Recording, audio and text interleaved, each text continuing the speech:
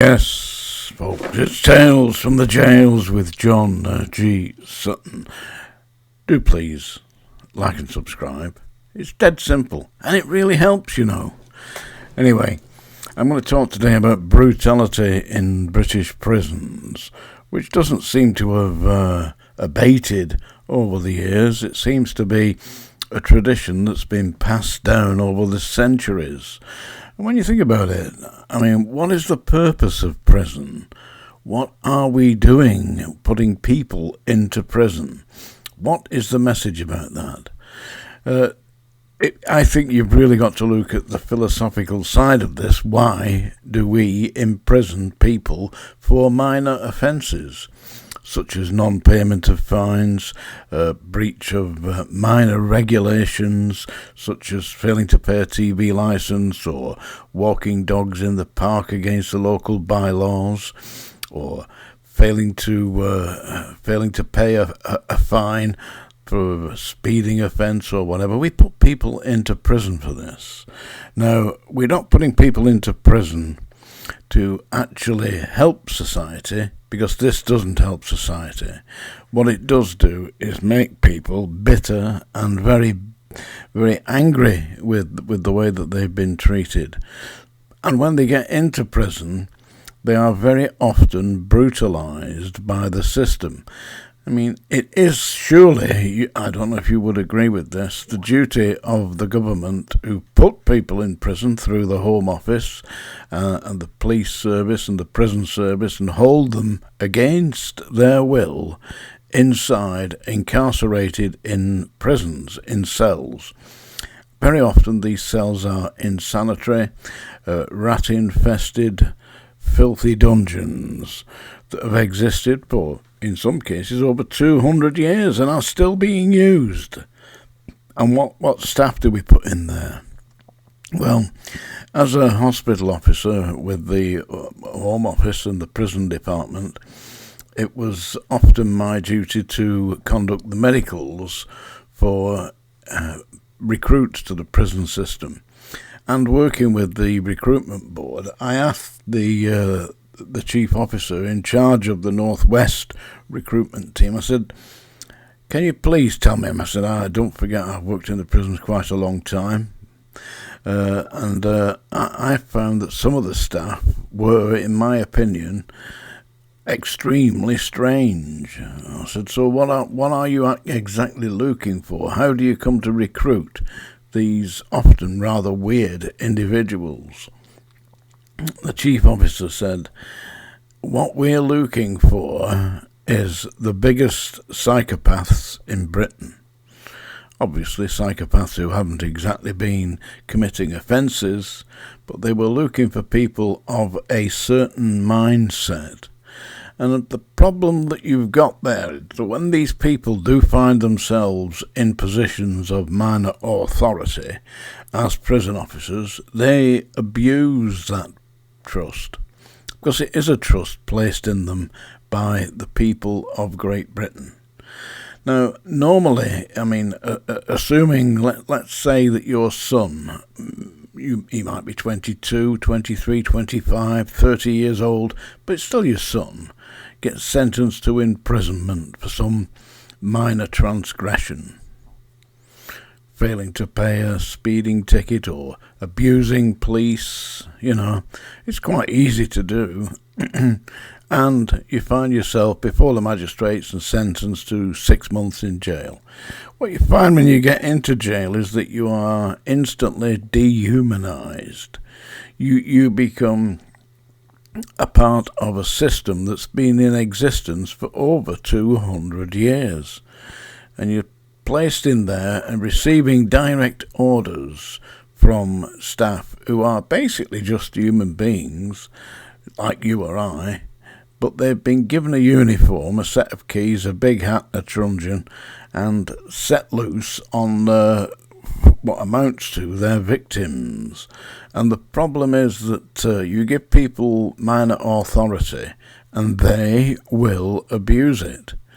I mean, we've only got to look at the examples from the Second World War, where we had ordinary German people operating as guards in places like Auschwitz, Belsen, and you look at the conditions there, and they were administered by ordinary people who perhaps 10 years ago had been working on the markets or in the fields or in the factories of Germany, but then found themselves conscripted into the military and placed as guards inside the concentration camps.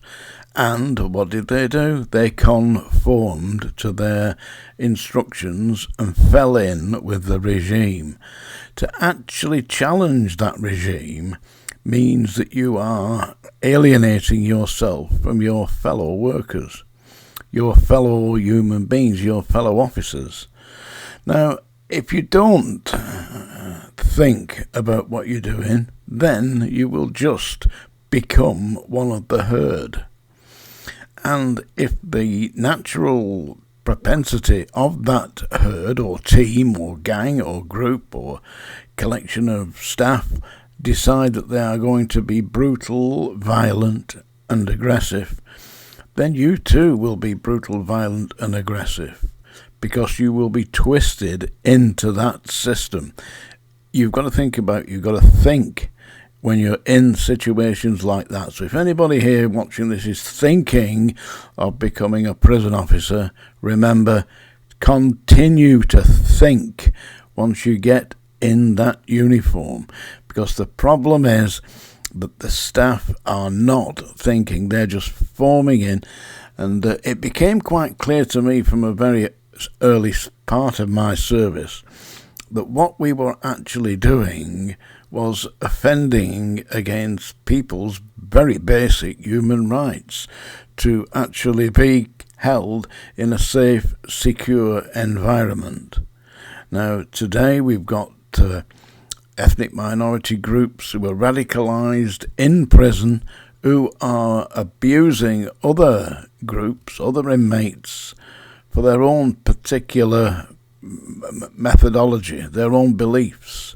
And it's a very twisted belief, because they are believing in a divine entity, whatever that entity may be. Maybe it's Jesus, maybe it's Muhammad, maybe it's Buddha.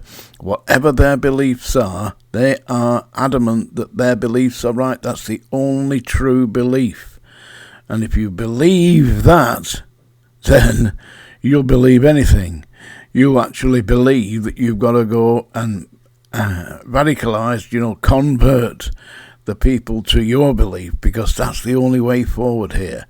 And that's why we have crazy things like wars, crazy things like mob violence. And that is what happens in the prisons, and that is why inmates are brutalized by the staff, because the staff believe that they are right, and believe that they're right because that is the ethos of their gang. The uniformed gang with the big hats and the sticks and the keys.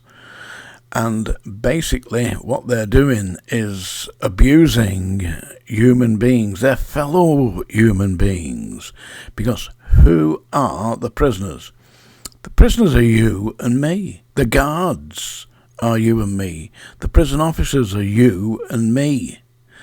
But you and me, when we get into situations like that, should use our intellectual facilities and consider what we're doing. The staff are not doing that. They're falling into a pattern of repression that actually puts individual prisoners seriously at risk. If it was my son or my grandson who was going into prison, I'd be seriously concerned. I had a very good friend whose brother was imprisoned. He became emotionally distraught following the unfaithful behaviour of his wife, and became obsessed with the idea that she was unfaithful to him. And he got himself a shotgun. He was working on a farm. He got a shotgun and opened fire outside her house, which had been his house, and she kicked him out. through no fault of his own, other than she decided she wanted another man. And because he'd done this, he only did it to frighten her. He wasn't going to shoot her, I believe. Anyway, he ended up in strange ways. And when my friend went to visit his brother, who was a civilized man, and my friend was a butcher, actually. He owned about 4 or 5 butcher's shops in Lancashire, and he was a civilized, intelligent man. And he was treated by the staff in a deplorable manner, because the staff do that. I'm not exactly certain what the staff are thinking about when they start to abuse people who are visiting, but all my friend was doing was visiting his brother in Strangeways prison. And he said he was absolutely horrified at the way the staff spoke to him and all the other visitors. You know, shouting things like, right, get in line, stay there, no talking here, line up there, we're going to search you before you go in, all this nonsense. I can see that there are problems, but dealing with them in such a medieval manner is hardly going to promote rehabilitation into society. All it's going to produce are people who come out extremely bitter. At Wormwood Scrubs, whilst I was there was one inmate who was violently abused by the staff, and eventually he was discharged from prison. In the morning, the next day, he came back to Strangeways with Wormwood Scrubs with a gun, and it was just a shotgun, but he opened fire at the staff as they were coming out of the prison at lunchtime. Of course, he was captured and didn't hit anybody, but it certainly was a scary event. But it had driven him practically insane. So what we're doing with all this violence and brutality in prison is creating problems for society. We're not solving any problems. And what we have in society that seems to be that society condones this aggression and violence. Well, that's what they deserve, the bastards, get them in there, give them a good hiding. It has the opposite effect. So when it comes to brutality in prison, people can go in there with the best intentions in the world, but if you are going to try and do something that doesn't actually fit into the pattern of behaviour that's accepted by the staff, then you are going to be alienated, and eventually you will be treated with the same disrespect that the inmates receive. I know, I was that soldier. Right, it's that time of day, folks. You can read about it in my book. It's available on Amazon, by the way. That's the Song Dinger. Talking about violence, we've got some violence going on at the moment. We've got Israel blasting holy hell out of Gaza, attacking Lebanon. We've got been bombing Iran, and that's going to have some serious repercussions. Well, they haven't bitten that bullet yet, but they will be doing. And, of course, we've got the Russians invading Ukraine with the assistance of the North Koreans. 10,000 North Korean soldiers being thrown into the front. And it's brewing up into what is going to be a massive international conflict. It already is extremely dangerous. And I am going to now sing a song that deals with this. That's the last song dinger you're going to hear, because I'm going to sing Eve of Destruction, which is a rather prescient song from the 1960s. This is by Barry Maguire, and I'm going to terminate this for you, just in the way that many people will be terminated very shortly. The Eastern world, it is exploding, violence flaring, bullets loading. You're old enough to kill, but not for voting. You don't believe in war, But what's that gun you're totin'? And even the Jordan River has bodies floating, and you tell me over and over and over again, my friend, you don't believe we're on the eve of destruction. Don't you understand what I'm trying to say? You can't feel the fears I'm feeling today. If the button is pushed, there's no running away. There'll be no one to save with the world in its grave. Take a look around you, boy. It's bound to scare you, boy. And you tell me over and over and over again, my friend, now you don't believe we're on the eve of destruction.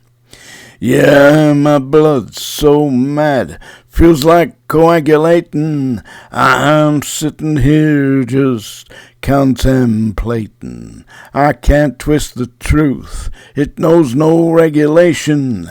Handful of senators don't pass legislation, and matches alone can't bring integration.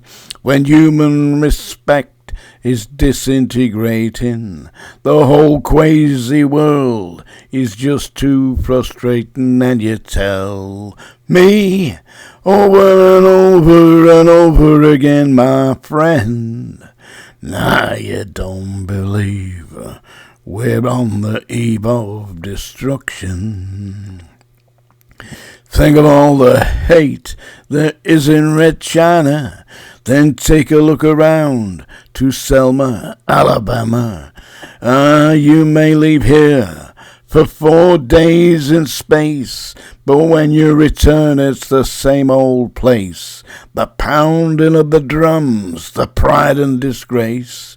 You can bury your dead, but don't leave a trace. Hate your next door neighbor, but don't forget to say grace. And tell me over and over and over again, my friend, you don't believe we're on the eve of destruction. No, you don't believe we're on the eve of destruction. Tales from the jails. Are we on the eve of destruction?